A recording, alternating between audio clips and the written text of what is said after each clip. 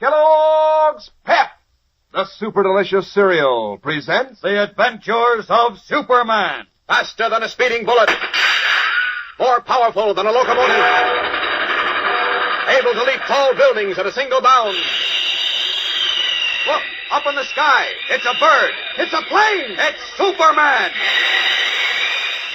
Conquered and left for dead by Henry Miller, the Nazi Atom Man, Superman lies in a coma in a country hospital. With his costume torn and burned beyond recognition, his identity is unknown, and all hope for his life has been abandoned. Meanwhile, with Superman disposed of, Miller decided to test his atomic power by destroying part of Metropolis, and late at night, he ascended to the observation tower of the Metropolis Bank building, 105 stories above the street. Alone now on the high tower, he fastens a tiny electronic converter to his throat and dons meshed metal gloves. A maniacal gleam in his eyes, he looks down at the great sleeping city below him and reaches to throw the switch on the throat converter, to flash an electronic impulse to the deadly kryptonite atoms in his blood and send them surging in a stream of terrible atomic power through his metal-gloved fingers. Listen. Now is the time. I will destroy part of Metropolis. Then the rest of the world will surrender to me, and Germany will rise from her ashes, and I shall be her savior. In a moment, Metropolis, you'll be dust. Only this one building will remain of all your glory.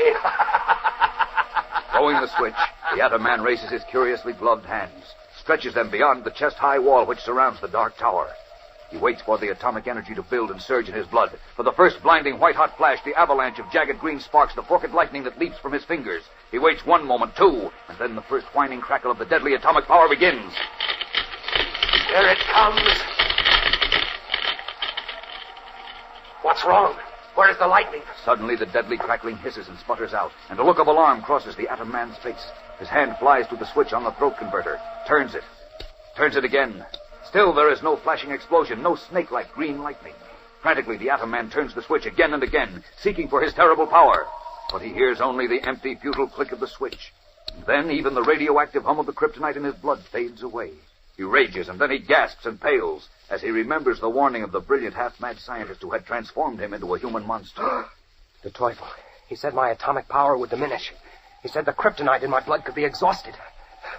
I've got to find the Scarlet Widow. She has more kryptonite.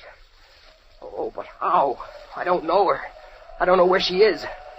Wait, before I left Germany, Teufel told me something. What was it? I remember. He said there was an address stitched in one of my gloves. Someone's coming out here. 11 o'clock, mister. Gotta close the tower now, here. Oh, it's the elevator operator. Got to get the converter and gloves off before he sees them. Okay, I'll be right with you. There, into my pocket with them. Sorry to have kept you waiting. Oh, that's all right. I just have to see that everyone's off at the tower at 11 o'clock. Those are the rules. I understand. Yeah, I'll take you down, huh? Hey, you couldn't see much tonight, could you, Hank? I didn't see what I wanted to, but I will the next time. Descending to the building lobby, the slim, blonde Atom Man leaves the car and walks rapidly to the street, his hat pulled low over his eyes, his coat collar muffling his chin. In the shadow of a doorway, he carefully examines his metal gloves, nods with satisfaction, then hails a taxi and is driven to a handsome apartment building in an exclusive residential section facing the park.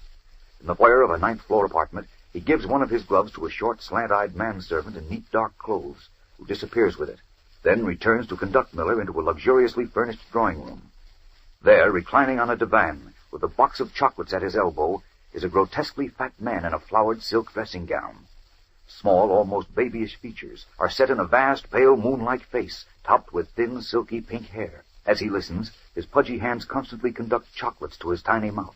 But as the Atom Man nears the end of his story, the fat man, who is known only as Sidney, pauses with a candy halfway to his lips, and his sleepy little eyes sparkle like cold blue diamonds. Superman dead, eh? I can't believe it. It's true. Superman dead. My boy, if that's... Will you stop saying if? I tell you I killed him. Gently, Miller, gently. I'm accustomed to surprises, but this is the most amazing thing I ever heard. Amazing. All of us, were certain he could never be destroyed. We tried everything. Well, we can forget about Superman now. I need more kryptonite, and you've got to get it for me, Sidney. Where does one get kryptonite? A woman called the Scarlet Widow has it. The Scarlet Widow. Yes, do you know her? Who doesn't know the Scarlet Widow? She's the cleverest woman in the world. And the most dangerous. I don't care about that. You know where she is? I can find out if necessary, but you told me the Teufel had to go to your father in Germany to have the stuff dissolved. No other chemist could do it. But now your father's dead. I helped my father when he was working on the problem. I remember the formula for dissolving it. Of course, we'll need a good chemist. Securing the chemist won't be too difficult. But dealing with the Scarlet Widow is another matter. Very expensive. So what? You must have plenty of money. No man ever has enough money. And I love money more than anything in the world. Are you sure you won't have a chocolate? These are really delicious. I said I don't want any. Look, Sidney, you don't seem to understand. Once I'm the Atom Man again, I can destroy Metropolis, London, Moscow. I can destroy all of our enemies. I'm not interested in destroying our enemies.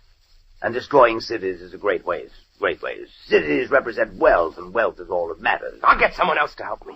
Go ahead. Go ahead. You won't get very far. Probably not even a mile from this house. What do you mean? Haven't you seen the papers? Or heard the radio tonight? The police and the FBI are looking for you. Already? Of course. That's why I think it would be wise to place yourself in my hands. All you want is money. I have no money. But once you have atomic power, we can get plenty of money. All the money in the world. What do you mean? It's very simple. Suppose you destroyed Metropolis, or at least a part of it. Yes, I think that would be an excellent idea. The world would then know our power. But instead of destroying London or Moscow or any other city, we only threaten to do so. Can you imagine them refusing to pay us anything we ask to spare them? Well, what do you say? Fine. When do we start? Wait. First you must pledge to follow my orders exactly. In everything. Agreed? I know that look in your eye, my friend. You think once you're the Atom Man again, you'll finish me off, as you did twice. No, of course not. Don't bother to lie. Let me warn you, I can protect myself even against your atomic power. Gito! Yes, Master. If I know you, Gito, and I think I do, you, managed to overhear my conversation with Mr. Miller. Yes, Master. What a rogue you are. I think that's why I like you. And am I wrong in assuming that you've already made inquiries of our people about the Scarlet Widow? That is correct, Master. Is she, in Metropolis, Gito? Yes, Master. Wonderful. Here, have a chocolate. Thank you, Master. Look, Sidney, let's not waste time. Let's get... When money is involved, I never waste time. And when there's much money as this is involved, money beyond counting, then I can act swiftly indeed. What's that? Oh, keep calm. It's only the clock. Midnight. But I'm sure the widow will be glad to see us. She loves money as much as I do. Bring my coat and hat, Gito, and order the car. We're going visiting. His fat baby face beaming, Sidney removes his dressing gown and laboriously dons the greatcoat which his servant brings him. Then, panting, he waddles from the apartment with Gito and the eager Atom Man. We'll return in a moment for the tense climax of today's episode. But right now, here's a word from your announcer. You know, a certain young lady registered a complaint with me the other day. Sure, said I'd been neglecting the girls when I talk about those swell new comic buttons that come in packages of Kellogg's Pep. We have just as much fun as the boys do, she said, wearing those smart-looking buttons on our jacket or dress and collecting all the different buttons and trading duplicates with our friends. And you know, she's right. All the gang gets a big kick out of this series of 18 different comic buttons. They're all done up in full comic strip colors on white enamel sturdy metal buttons that are so doggone smart-looking that, well, they're really on the beam. So hop to it, gang. Today, ask Mom to get you several packages of that super delicious whole wheat flake cereal, Kellogg's Pep. That's the only way you can get these new comic buttons, you know. You can't buy them, and you don't send either money or a box top. You just look inside the Pep package for your prize. There's a prize for you in every package of P.E.P. Pep, made by Kellogg's of Battle Creek. Now back to the adventures of Superman. As the Atom Man and the Master Spy, Sidney, are en route to the Scarlet Widow's hideout, Superman still lies unconscious in the Linwood Hospital 50 miles away. In the last hour, he has been mumbling incoherent, disjointed sentences. Near the bed in which he lies, their faces grave, Dr. Bruce, Chief of Staff, speaks quietly with Dr. Jacob Sims, a world-famous specialist, summoned from Metropolis. Adams, no. You too would say the case was hopeless then, Dr. Sims? I'm afraid so. You've tried all the usual shock methods to bring him out of his coma? Yes, but not even benzotrine increased his heart action. If only his skin hadn't become impenetrable. Yes, that's an amazing thing. The skin texture shows no sign of calcification. I can't understand it. I can't either. But it has become impenetrable, so it's impossible to give him an injection. Poor chap, I doubt if he'll last the night. Well, it was very good of you to rush down here, Dr. Sims. Not at all. I'm terribly sorry I can't be of more help, but it's a most interesting case. I'll walk you to your car. Is the verdict of the two doctors final? Is there no hope for Superman? Tomorrow's episode is tense and exciting, fellows and girls, so don't miss it. Tune in, same time, same station, and listen to The Adventures of Superman. Faster than a speeding bullet. More powerful than a locomotive. Able to leap tall buildings at a single bound. Look, up in the sky. It's a bird. It's a plane. It's Superman. Fellows and girls, be sure to follow The Adventures of Superman, brought to you every day, Monday through Friday, same time, same station, by the grand old Kellogg Company of Battle Creek. And for other thrilling adventures of Superman, see your local newspaper. Superman is also a copyrighted feature appearing in Superman DC Publications.